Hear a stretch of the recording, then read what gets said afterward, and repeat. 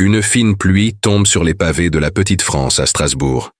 Geneviève, 65 ans, les cheveux élégamment tirés en arrière, le visage rouge d'excitation, est entraînée dans une ruelle sombre par Léo, 33 ans. Le baiser est passionné, volé. Sa passion est palpable. De l'autre côté du canal, une discrète berline noire, la voiture du chauffeur d'Étienne, s'arrête. Un flash d'appareil photo se reflète sur l'eau.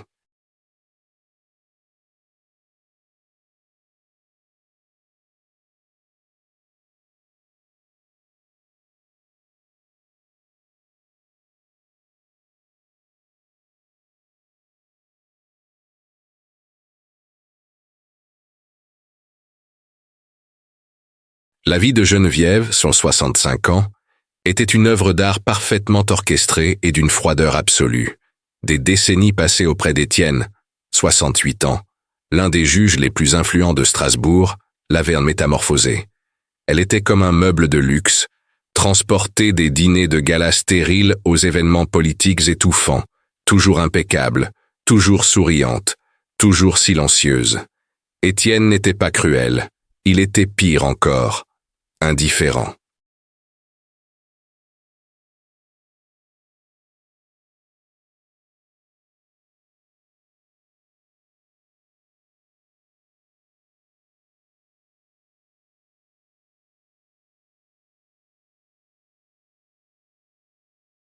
Il la traitait comme un accessoire de luxe, un symbole de son bon goût.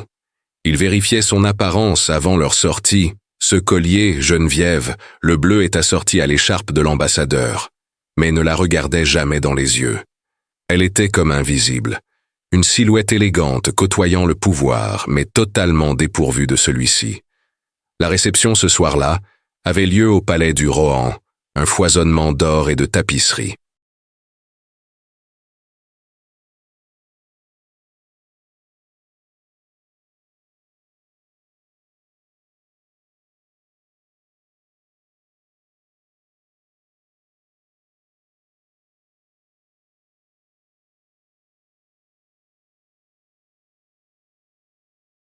L'air était lourd de l'odeur de vieille cire d'abeille et des voix monotones d'hommes discutant de règlements.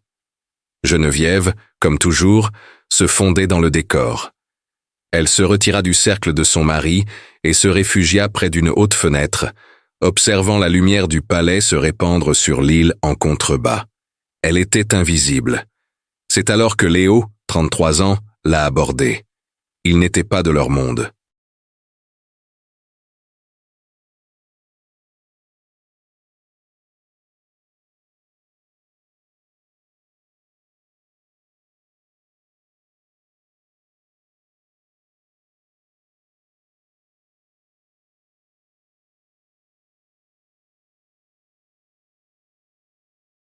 Il dégageait une énergie particulière, une intensité palpable dans son costume, qui paraissait légèrement débraillé. Il ne semblait pas remarquer les ministres et les juges qui remplissaient à la salle. Son regard était rivé sur elle. « Excusez-moi », dit-il d'une voix basse mais claire. « Madame Fournier ?» Geneviève se retourna, surprise qu'on l'appelle par son nom. « Oui ?» Il sourit, un sourire charismatique qui semblait sincère. « Je sais qui vous êtes. »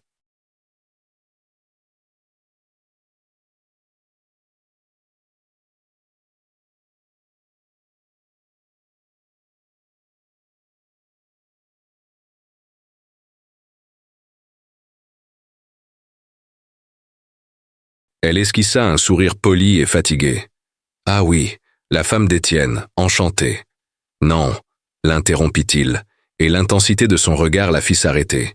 « Je ne voulais pas dire ça, je voulais dire, je sais. OMS-vous êtes Geneviève Lacour, l'auteur, son nom de jeune fille. Elle ne l'avait pas entendu depuis 40 ans. Vous avez écrit « Le symbolisme caché des gargouilles alsaciennes », poursuivit-il. Votre monographie de 1982. Elle est brillante.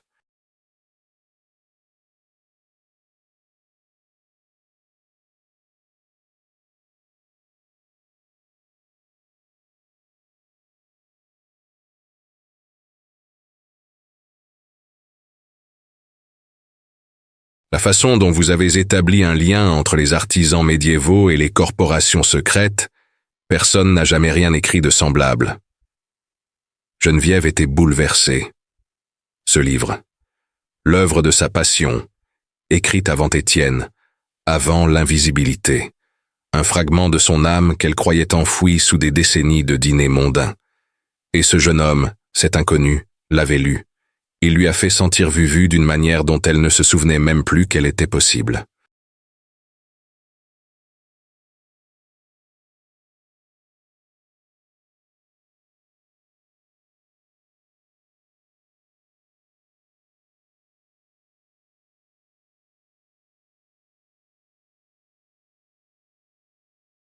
Je, balbutia-t-elle, je ne sais pas quoi dire. C'était il y a si longtemps. Le vrai talent ne vieillit pas, dit Léo. Il tendit la main. Je m'appelle Léo Martin. Je suis journaliste d'investigation. Elle lui serra la main. Elle était chaude et ferme. Je sais que cela peut paraître audacieux, madame, dit-il sans jamais la quitter des yeux. Mais je ne suis pas là pour les politiciens. Je suis là pour vous. J'aimerais beaucoup vous interviewer.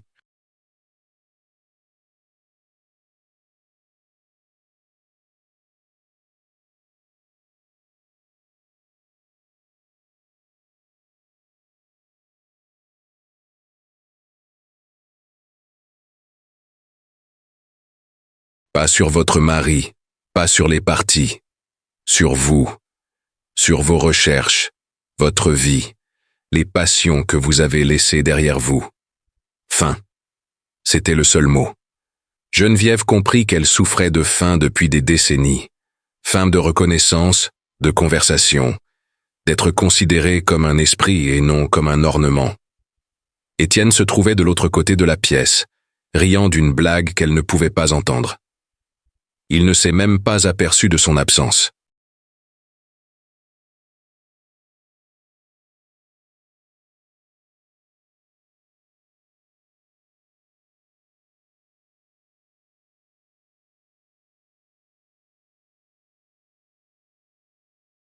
Elle se retourna vers Léo, vers son regard intense et l'attention qu'il lui offrait comme de l'eau dans le désert.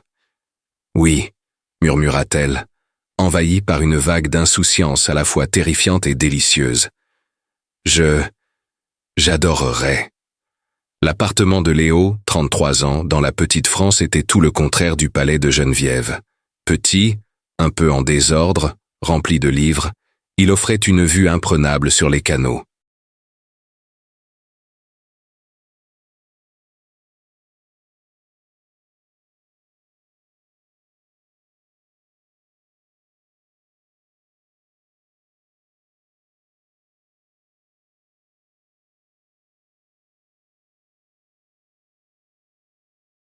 On y sentait non pas la cire d'abeille, mais un café fort et du vieux papier. Le premier entretien se déroula exactement comme promis. Il avait un exemplaire de sa monographie, couvert de notes et de pages cornées. Il la fit parler pendant des heures. Geneviève, 65 ans, qui n'exprimait guère d'opinion originale lors des dîners chez son mari, se retrouva soudain à disserter sur l'art gothique, la politique culturelle et ses rêves de jeunesse.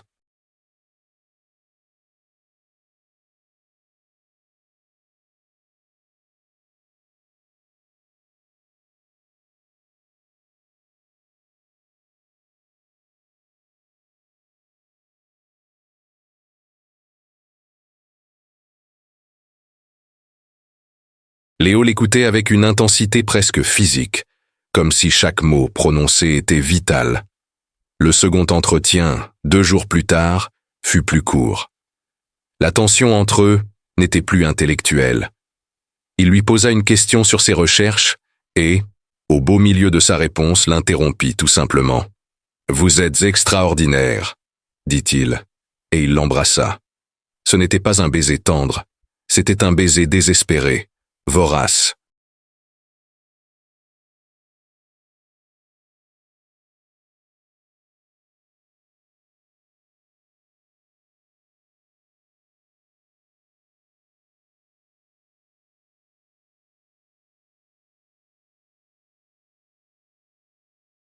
C'était le baiser d'un homme qui la désirait, non comme un objet, mais comme une femme. Pour Geneviève, ce fut comme la foudre frappant une maison éteinte, rallumant d'un coup toutes les lumières. La liaison fut instantanée et dévorante. Les entretiens ne furent plus qu'un prétexte. L'appartement de Léo devint son seul véritable espace. Elle redécouvrit son corps, non plus comme un objet à entretenir et à habiller pour les autres, mais comme un être vivant, capable de plaisir.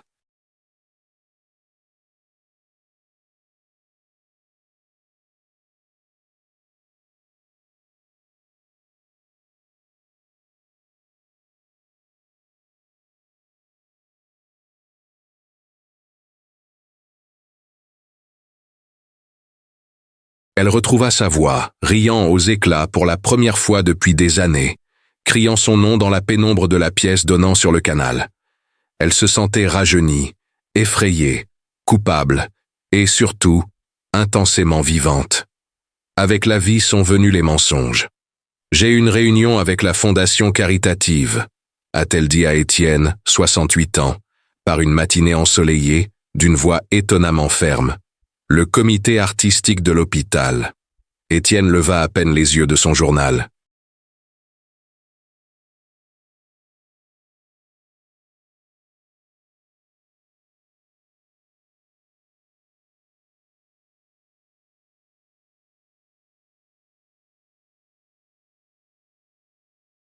Du moment que vous êtes de retour à temps pour le dîner avec le consul allemand, faites comme bon vous semble. Les réunions de charité devinrent fréquentes. Geneviève s'acheta de nouveaux vêtements, non pas les tailleurs beiges qu'Étienne préférait, mais des robes en soie aux couleurs vives qu'elle cachait au fond de son armoire, se changeant dans la voiture.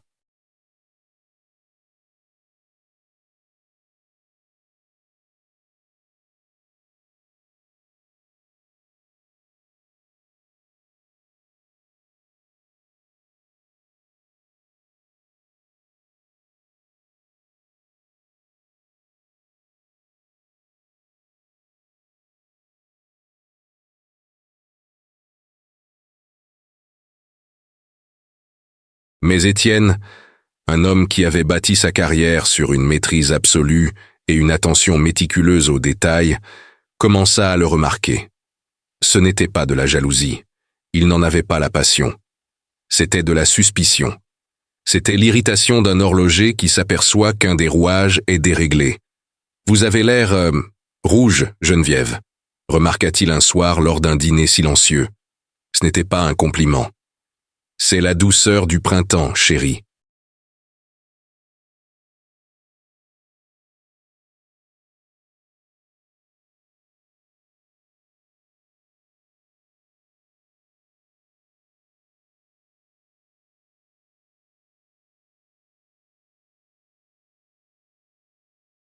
Et cette fondation artistique, poursuivit-il en découpant son poisson avec une précision chirurgicale, c'est très exigeant. Vous étiez absent 3 après-midi cette semaine. Vu le contexte politique actuel, je ne peux me permettre aucune distraction ni irrégularité. Chez moi, les gens parlent.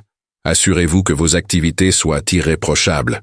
La menace était subtile, mais claire. Je vous surveille. Retournez chez vous.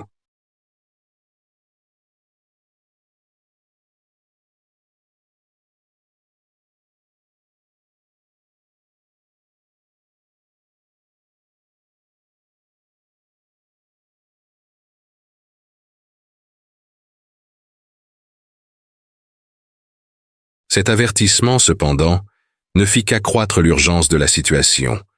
Mais quelque chose d'autre commença à troubler Geneviève, même à travers le brouillard de la passion. Dans leurs moments de calme, après l'amour, Léo posait des questions simples, murmurées contre sa peau mêlée de baisers. Étienne a l'air d'un homme fascinant, dit Léo un après-midi en caressant son épaule du bout des doigts. Tant de pouvoir, tant d'histoire.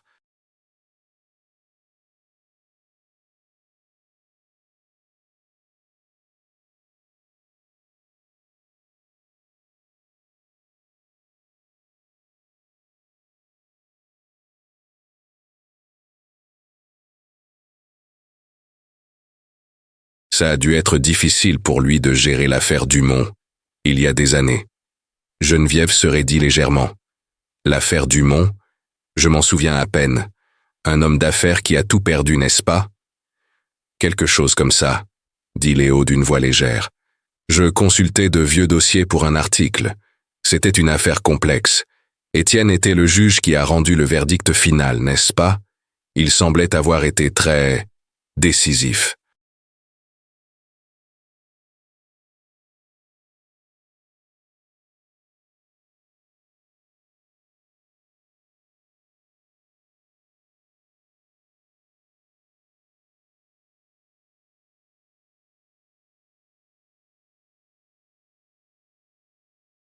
Étienne est toujours décisif, a-t-elle déclaré, éludant la question. Mais il est revenu sur le sujet quelques jours plus tard. C'est de la pure curiosité professionnelle, bien sûr. Mais comment un homme comme Étienne gère-t-il la pression? Quand il sait que sa décision va ruiner la vie de quelqu'un, comme dans l'affaire Dumont, est-ce qu'il ramène ça à la maison? Geneviève rit, aveuglée par l'adoration. Chérie, Étienne ne ramène rien à la maison à part son portefeuille.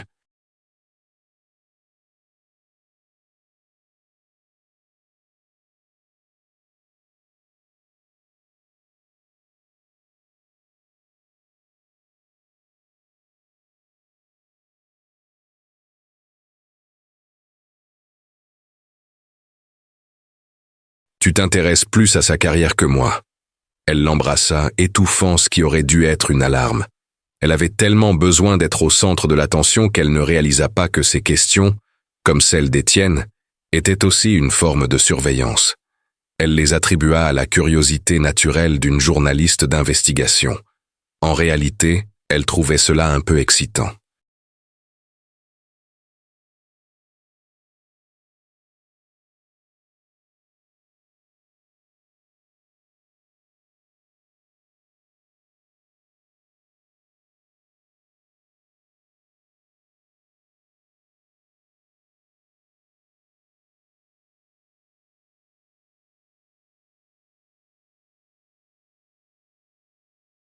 Le parfum de Léo, 33 ans, persistait sur sa peau, un mélange de café, de vieux livres et de passion. Geneviève, 65 ans, entra chez elle comme une voleuse, chaussures à la main, flottant dans un brouillard d'adrénaline et de désir.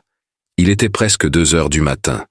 Elle avait dit à Étienne, 68 ans, que l'association organisait un dîner de donateurs qui durerait tard.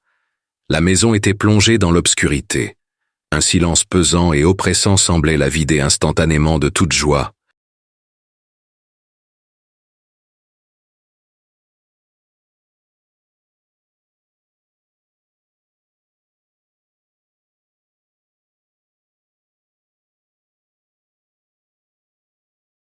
Elle s'arrêta dans le vaste hall de marbre. Ce n'était pas un silence vide, mais un silence d'attente.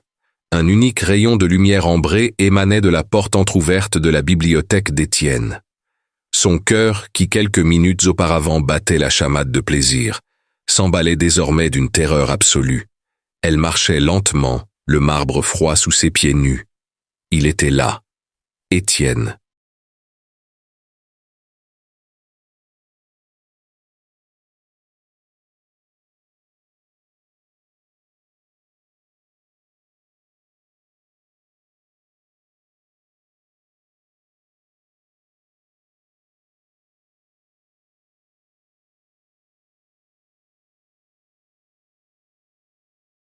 Assis dans la pénombre, dans son fauteuil en cuir préféré, éclairé seulement par la petite lampe de table. Il ne lisait pas. Il était parfaitement immobile, les mains croisées sur les genoux, le regard perdu dans l'obscurité. « Bonsoir Geneviève », dit-il. Sa voix était calme. C'était la voix qu'il employait au tribunal. Impassible, analytique, définitive. Ce calme était infiniment plus terrifiant que n'importe quelle explosion de colère.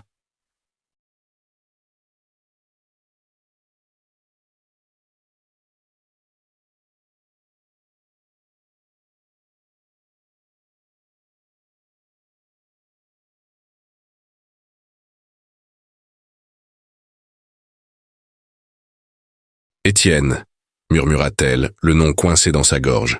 Je ne savais pas que tu étais réveillé. Je vous attendais, dit-il simplement. Veuillez vous asseoir. Elle n'a pas bougé. Asseyez-vous. Elle obéit, s'asseyant raide sur la chaise en face de son bureau en acajou. Entre eux, sur la surface polie, reposait une simple enveloppe couleur ivoire. Une enveloppe qui ne faisait pas partie de son courrier habituel.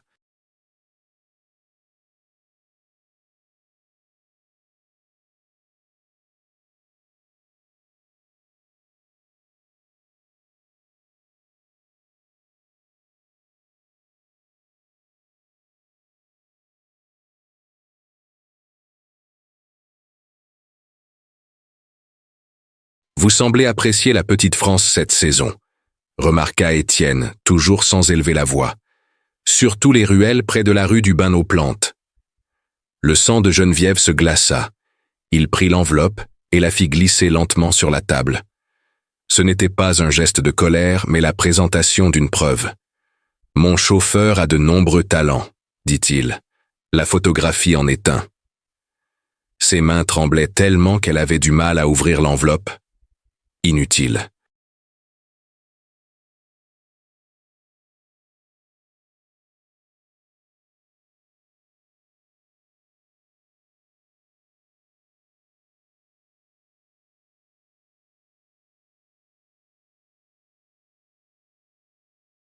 Elle savait ce qu'elle contenait. Les photos, nettes, en noir et blanc, cruelles. Le baiser dans la ruelle, la passion désespérée sur son visage, celui de Léo pressé contre le sien, l'intimité volée, désormais cataloguée comme preuve au procès. Elle laissa tomber les photos sur la table, comme si elles brûlaient. Elle regarda son mari, s'attendant aux cris, aux accusations de trahison. Au lieu de cela, elle a reçu un ultimatum.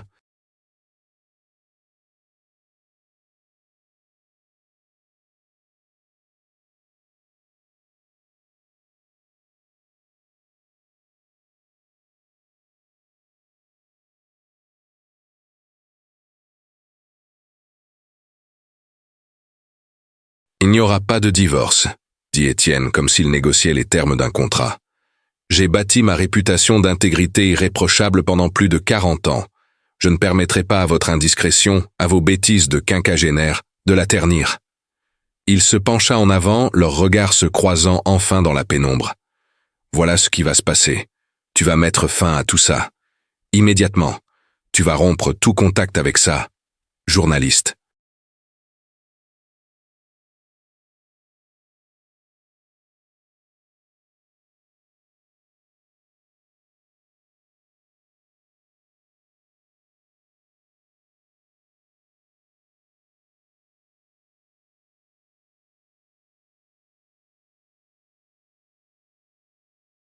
Il marqua une pause, laissant le poids de la phrase suivante se faire sentir. Si vous ne le faites pas, si même suspect, tu as hésité, je vais le détruire, pas publiquement, mais il disparaîtra. Une accusation anonyme de plagiat, une enquête sur ses sources. Il ne travaillera plus jamais à Strasbourg, ni à Paris, ni nulle part ailleurs en Europe. Je l'effacerai de la profession qu'il a à peine commencée.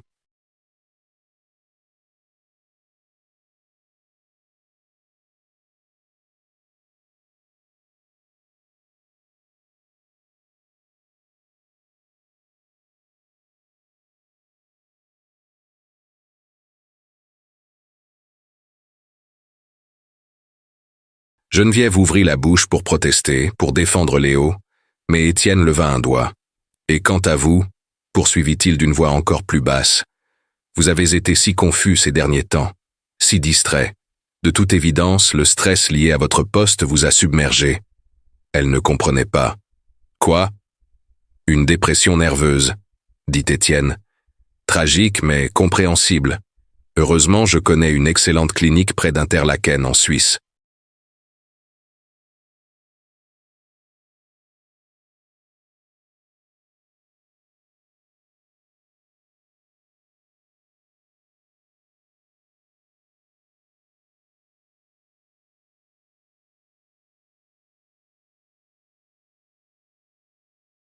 Une maison de retraite de luxe, discrète, où l'on peut se rétablir, aussi longtemps que nécessaire, déclaré mentalement instable pour cause d'épuisement. L'horreur de la menace la paralysa. Il ne divorçait pas, il l'enterrait vivante. Tu reprendras ton rôle, conclut-il en se laissant aller dans son fauteuil, le verdict rendu. Tu seras ma femme, tu souriras au dîner, et cette folie sera terminée. Le scandale ne m'atteindra pas, Geneviève. Il ne touchera que toi et ton amant.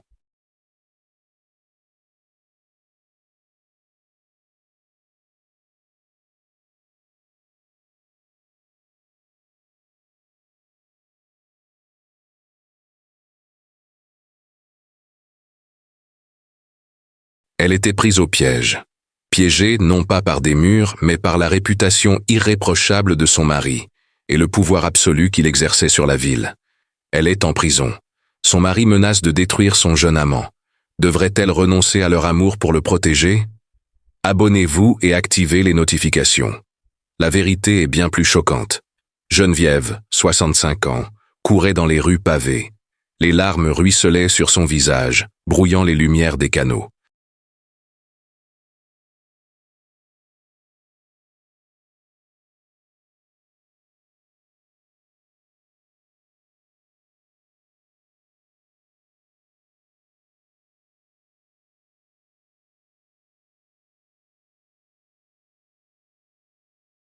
La menace d'Étienne, 68 ans, résonnait dans sa tête. Déclarée mentalement instable. Je vais le supprimer. Elle ne pensait ni à elle-même, ni à l'humiliation. Elle pensait à Léo, 33 ans. Elle devait le prévenir. Elle devait tout arrêter, non pas pour sauver son mariage, mais pour lui sauver la vie. Elle frappa à la porte de son appartement, la main tremblante. Il ouvrit, et le soulagement momentané de le voir fit aussitôt place à une froide confusion.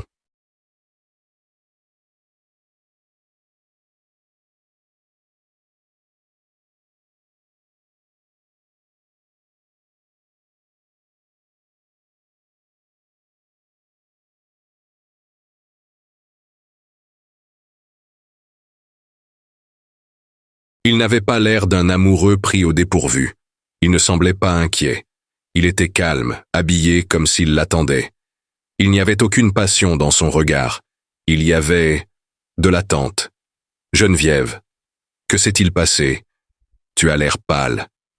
Étienne sait, sanglota-t-elle en faisant irruption dans l'appartement. Ce lieu qui avait été son refuge et qui ne lui ressemblait plus qu'à une chambre.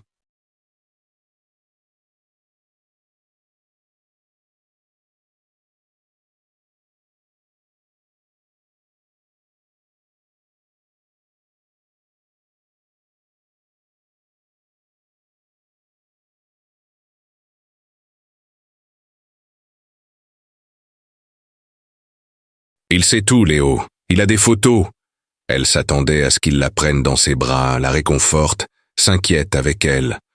Au lieu de cela, Léo ferma lentement la porte et croisa les bras. Des photos? De la ruelle, j'imagine. Elle s'arrêta, les larmes figées sur son visage. Tu n'es pas surprise? Je savais que c'était possible, dit-il d'une voix froide, dépourvue de toute la chaleur qu'elle connaissait. Possibilité? Répéta-t-elle, son hystérie grandissant.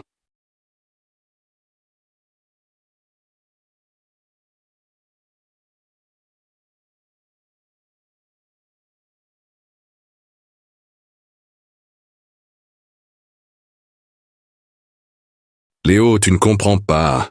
Il ne va pas divorcer. Il va détruire toi. Il a dit qu'il allait mettre fin à ta carrière, qu'il allait t'effacer. Et il va me faire interner dans une clinique en Suisse. Elle lui a lancé l'ultimatum, ses mots se perdant dans le silence du petit appartement. Elle s'attendait à de la colère, de la peur, à n'importe quoi. Léo se contenta d'acquiescer, comme pour confirmer un rapport. Intéressant. La Suisse. Plus radicale que prévu.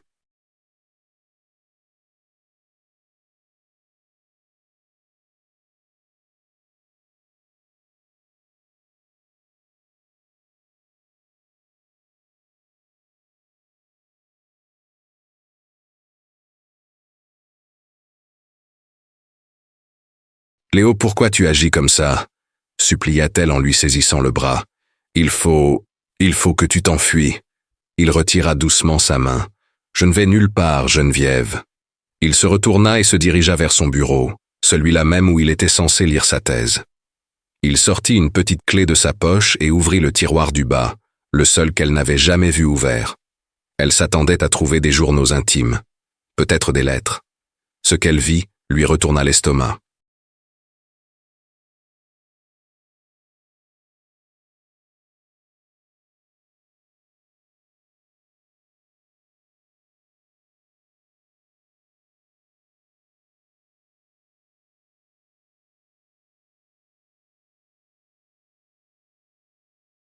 Ce n'étaient pas des poèmes d'amour, c'étaient des dossiers, des classeurs méticuleusement étiquetés, de petits enregistreurs audio, des schémas de connexion sur une feuille de papier reliant des noms et des entreprises, et pas de centre, ni de nom. Étienne Fournier. Qu'est-ce que c'est? Murmura-t-elle, la terreur de la bibliothèque de son mari étant remplacée par une horreur nouvelle et incompréhensible. Voilà, dit Léo en sortant un dossier. La vérité. Il se tourna vers elle.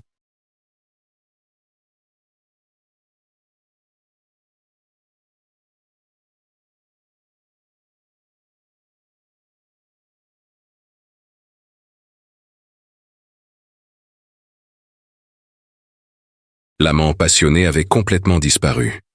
À sa place se tenait un journaliste d'investigation, froid comme l'acier, les yeux brûlants d'une fureur ancestrale. L'affaire Dumont, a-t-il dit. Cela ne faisait aucun doute. Quel rapport avec cette affaire? Vous pensiez que c'était de la curiosité professionnelle? Lança-t-il avec mépris, la cruauté de sa voix la frappant comme une gifle. Il y a 15 ans, une affaire de corruption. Étienne était le juge.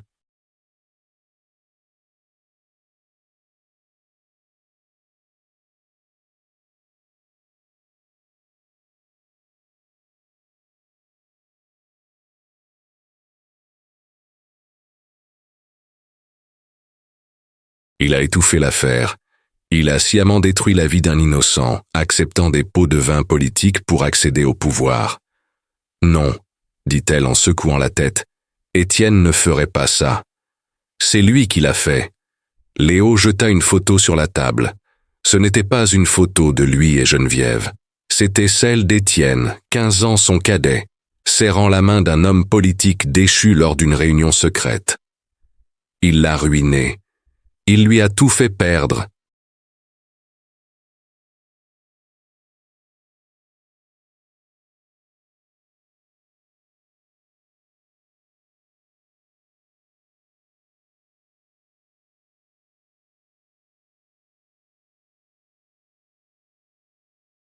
L'entreprise, la maison, sa réputation. Il a fait faillite, puis il a été emprisonné pour des accusations de fraude montées de toutes pièces. Il est mort là-bas. C'est terrible, Léo, mais quel rapport avec nous? Léo la regarda, et pour la première fois, elle perçut la profondeur de sa douleur, la profondeur de sa haine. Le nom de l'homme d'affaires, dit-il d'une voix basse et menaçante, était Michel Dumont. Geneviève fronça les sourcils, perplexe.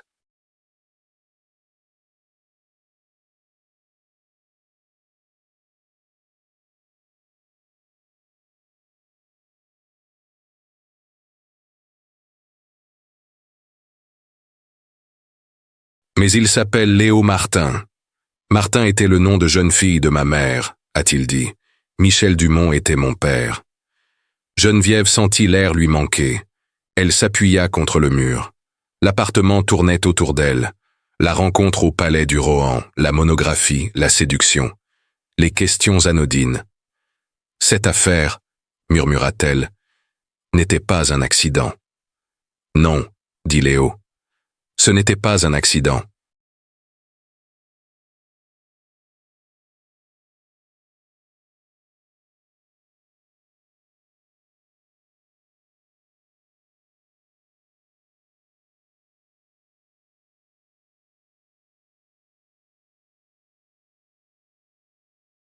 Je vous ai étudié pendant 6 mois avant de vous approcher au Rohan. Je connaissais le livre. Je connaissais la solitude. Je connaissais l'invisibilité. La vérité choquante la frappa de plein fouet. La passion, la redécouverte, le sentiment d'être point à vue. Tous. Tu m'as utilisé, dit-elle d'une voix éteinte. Tu étais l'arme parfaite, répondit-il sans remords. L'épouse solitaire et délaissée, la seule faiblesse dans la forteresse d'Étienne. J'avais besoin d'y avoir accès.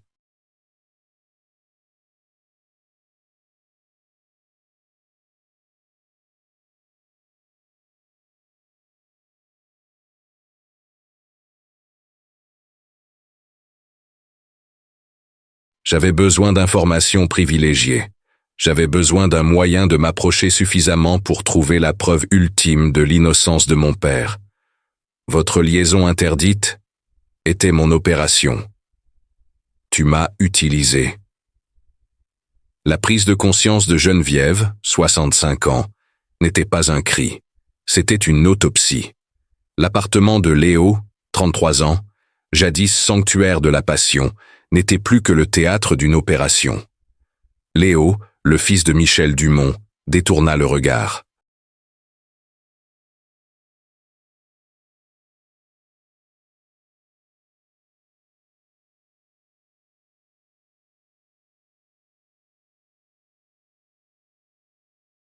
C'était la première fois qu'elle le voyait paraître coupable.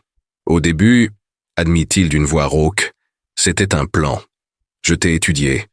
Ta solitude était la seule clé de sa maison. Mais ce qui s'est passé ici, l'esprit qu'il a tenté d'effacer, tes sentiments envers l'art, cela n'était pas prévu. Mes sentiments sont devenus confus. Des sentiments confus, répéta-t-elle, le mot sonnant comme du poison. Comme c'est pratique.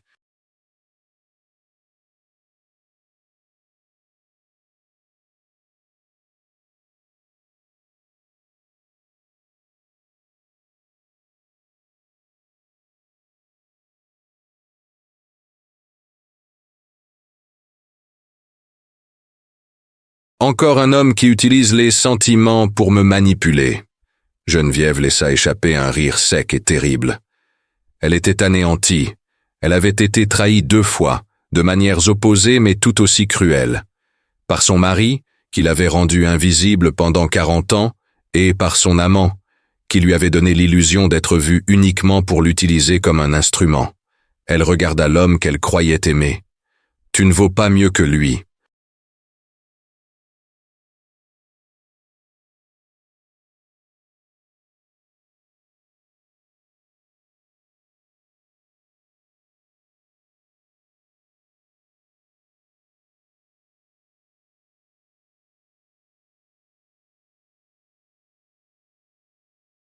Étienne, 68 ans, m'a enfermé dans une prison de luxe.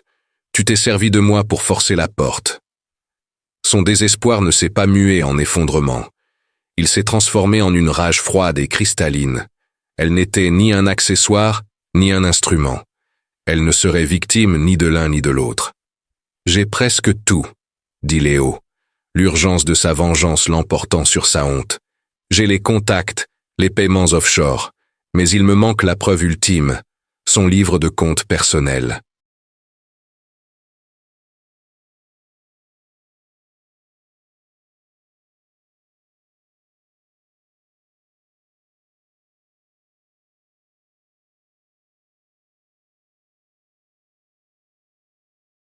Là où il consigne les paiements, les faveurs, il est chez lui. Je n'ai jamais réussi à y accéder. Sans ça, il peut prétendre que ce sont des dons politiques et s'en tirer. Il la considérait toujours comme un pion. Il avait encore besoin d'elle. Geneviève le fixa du regard. « Je sais où c'est, dit-elle. » Léo s'arrêta. « Quoi ?» ?»« Le coffre-fort. Derrière le portrait de son grand-père, dans la bibliothèque.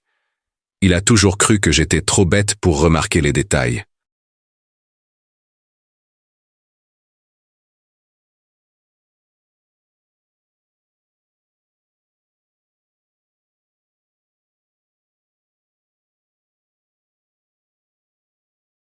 Il m'a donné la combinaison il y a des années, pour plaisanter sur ma mauvaise mémoire. Elle sourit, un sourire sans joie. Il disait que c'était la date de la plus grande victoire de sa carrière, le jour où son père a été condamné. Elle se retourna et quitta l'appartement, laissant Léo stupéfait. Geneviève ne s'enfuit pas. Elle rentra chez elle à pied. Le soleil commençait à se lever, teintant Strasbourg de gris et de rose. Elle entra dans la maison silencieuse.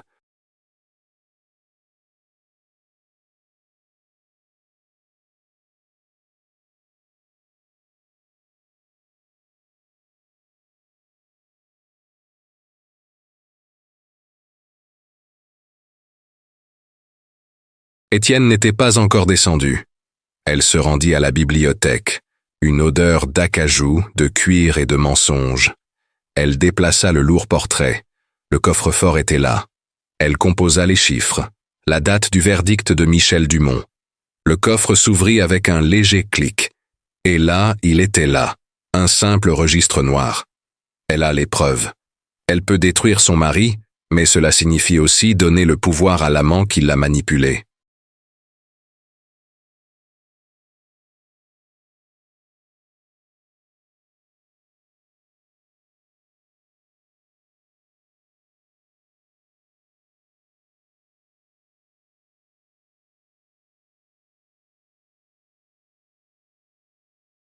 Quelle trahison est la pire? Donnez votre avis en commentaire et activez les notifications pour découvrir le choix final. Elle n'a pas hésité.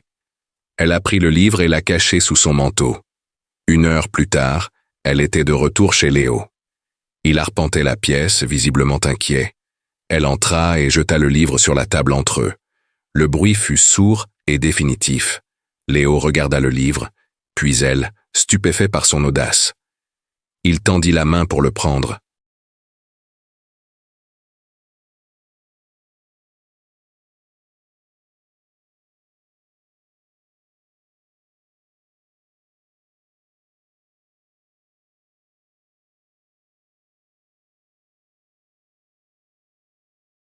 La main de Geneviève recouvrit la sienne, l'arrêtant net. Ses ongles s'enfoncèrent légèrement dans sa peau. Son regard était froid.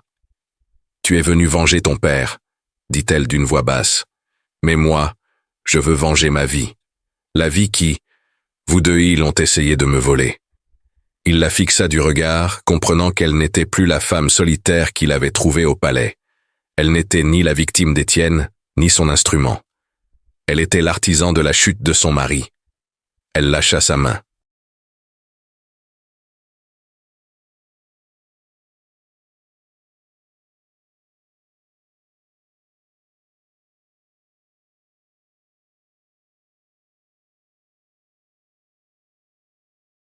Tu as obtenu ce que tu voulais. Maintenant, tiens ta promesse, détruis-le. L'affaire éclate. Étienne est arrêté. Le scandale secoue Strasbourg. Des mois plus tard, Geneviève est dans un train, quittant la ville. Elle est seule, mais pour la première fois, elle ne se sent pas isolée. Léo l'observe depuis le quai. Leur liaison est morte, empoisonnée par les mensonges, mais ils forment une alliance improbable. Elle ne se retourne pas. Elle est libre, au prix d'un terrible sacrifice.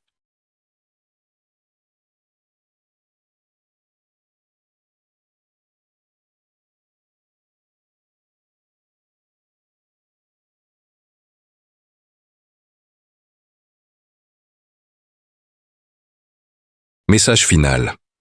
Parfois, l'amour interdit n'est pas une question de passion, mais de courage pour détruire une vie qui était une prison. Trahie par tous, elle a fait son choix. Qu'en pensez-vous? Partagez votre avis dans les commentaires et abonnez-vous à la chaîne pour ne rien manquer des prochains rebondissements.